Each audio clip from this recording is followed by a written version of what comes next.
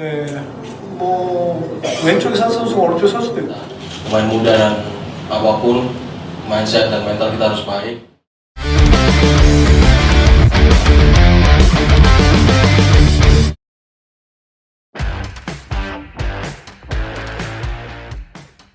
Tampil sebagai tuan rumah, laga pekan kedua Grup B antara Timnas Indonesia versus Laos akan berlangsung di Stadion Manahan Solo pada Kamis 12 Desember. Di laga ini, Sintayong memastikan sudah selesai mengutak-atik pemainnya, yang mana hal ini merujuk pada eksperimen coaching ketika Timnas Indonesia melawan Myanmar pada Senin 9 Desember kemarin.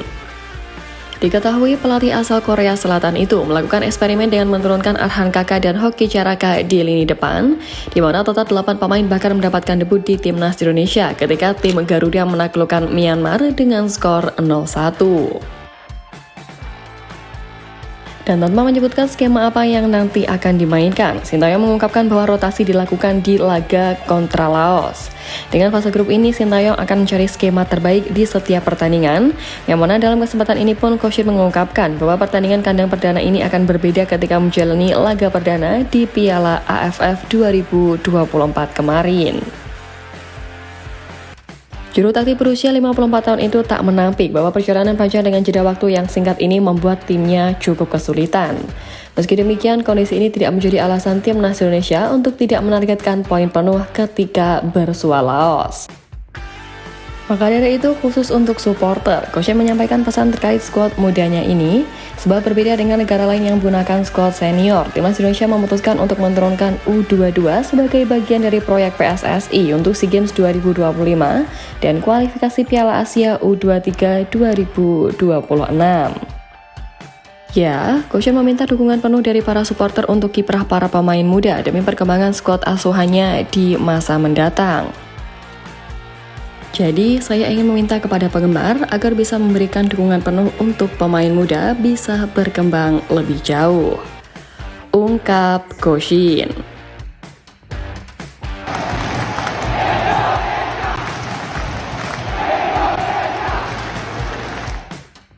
Diturunkannya pemain dengan rata-rata usia 20,4 tahun di skuad AFF ini juga membuat pelatih asal Portugal Divaldo Alves menyoroti kiprah Garuda di laga pembuka versus Myanmar kemarin.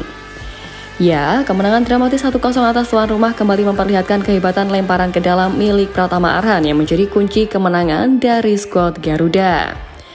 Menurut Divaldo Alves, kemenangan Timnas Indonesia menjadi modal kuat saat menjamu Laos nanti seusai ditumbangkan Vietnam. 3 poin ini sangat penting untuk membuka jalan bagi kami di turnamen ini, ujar Divaldo Alves.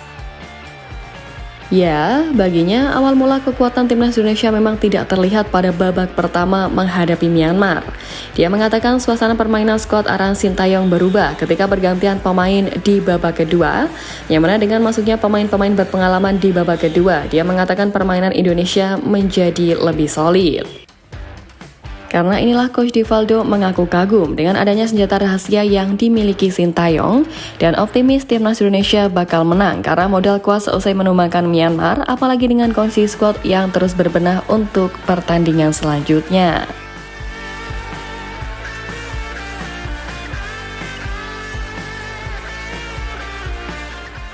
Nah, selain pelatih asal Portugal Divaldo Alves, pelatih asal Kroasia yang juga merupakan juru taktik klub Liga 1 yakni Bojan Hodak juga menyoroti kiprah Garuda dengan memprediksi bahwa tim Merah Putih bakal menang mudah kala bersua Laos nanti. Ya, Bojan Hodak mengakui Timnas Indonesia memiliki modal besar untuk bisa menaklukkan Laos, yang mana kemenangan atas Myanmar menjadi andil terbesar dalam perjalanan Timnas Indonesia yang dihuni para pemain muda ini. Karena itu, hal ini menguntungkan Timnas Indonesia, mengingat Myanmar tak punya celah untuk menyalip skuad Garuda selain dengan selisih poin. Apalagi saat ini Timnas Indonesia berada di posisi kedua klasemen sementara Grup B dengan raihan 3 poin, di mana skuad Garuda hanya kalah selisih gol dari Vietnam.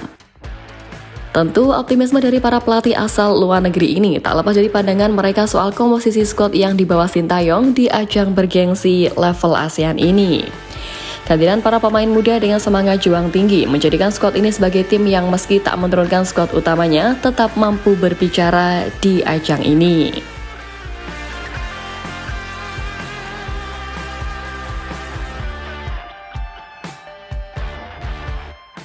Bahkan pengamat sepak bola Vietnam Quang Huy juga membandingkan kualitas pemain Indonesia dan Laos di Piala AFF 2024.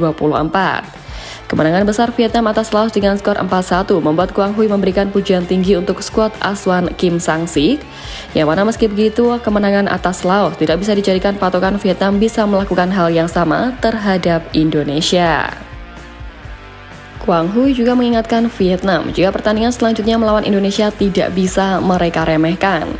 Menurut sosok yang juga komentator kondang sepak bola Vietnam itu, ada perbedaan besar antara Laos dan juga Indonesia. Laos mungkin mengalami kemajuan dalam sepak bola di bawah asuhan pelatih asal Korea sehingga mereka mampu untuk mengimbangi Vietnam. Meski amburadul di babak kedua, Laos tidak sekuat Indonesia dan benar adanya dengan kekalahan telak dari Vietnam. Sementara itu di mata Quang Huy, timnas Indonesia di Piala AFF bukanlah lawan yang bisa diremehkan meski menurunkan skuad mudanya.